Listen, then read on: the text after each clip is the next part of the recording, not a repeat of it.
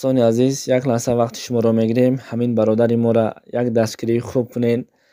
سیلک کانالش در کامنتاری از ذکر کرده شده است. بدرین پادپیس کنین و بهترین ویدیوها را از کانال دلیر 96 تماشا کنین. دستگیری شما پیشروی این برادر. به خاطر شادی این برادر یک دستگیری کنیم. بدرین پادپیس کنیم. ان شاء الله که برادرمان شاد میشود. السلام علیکم و رحمت الله و برکاته. برادران عزیز و خواهران مهربان و از جمله برادران و خواهرایی که در غریبی هستید، خداوند همه شما را نگهبان باشد. از شما تنها خواهشم این است که به خاطر دیدن بعضی از برادرای غریبمان در زیر ویدیو یک لایک مونید تا که دیگران هم با خبر شوند.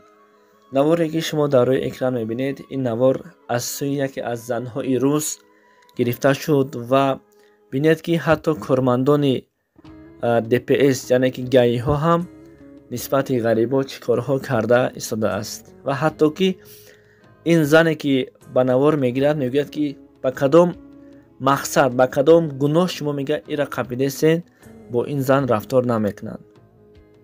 مقصد اساسی همون چیست؟ با این مردم روز هرچند خوبی هم کنیم، هرچند کار هم کنیم، ما هیچ کسیم. الحمدلله مسلمان هستیم، تاجیک هستیم، ازبک هستیم، به قدر خود به شن خود قدر و قیمت ناموس داریم، اما اینها این را نمی بینند.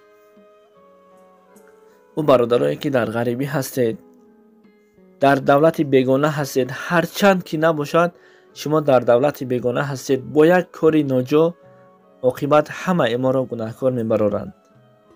اینها چنین آدم هستند، اینها چنین انسان هستند.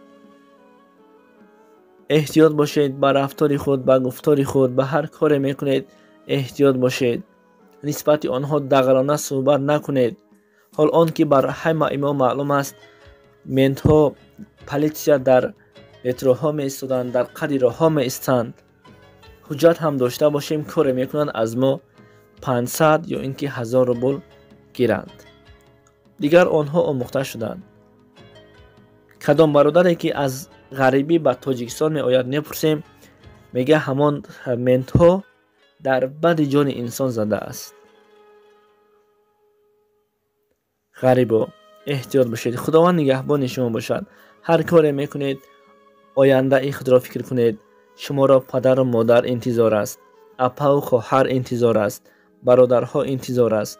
اگر زن و فرزند داشته باشید، زن و فرزندهای شما را انتظار است.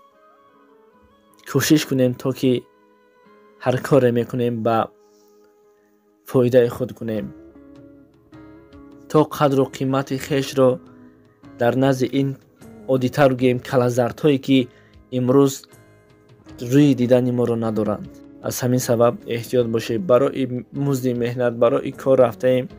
خداوند برکت کارمان را دهد. ساق و سلامت رفته آمدن را نصیب هر یک ما گرداند.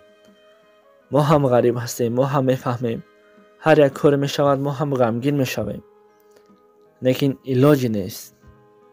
احتیاط باشیم تا که از پشت ما پدر و مادر اشک نریزد، برادر و خواهر اشک نریزد، زن و فرزندهای ما اشک نریزد.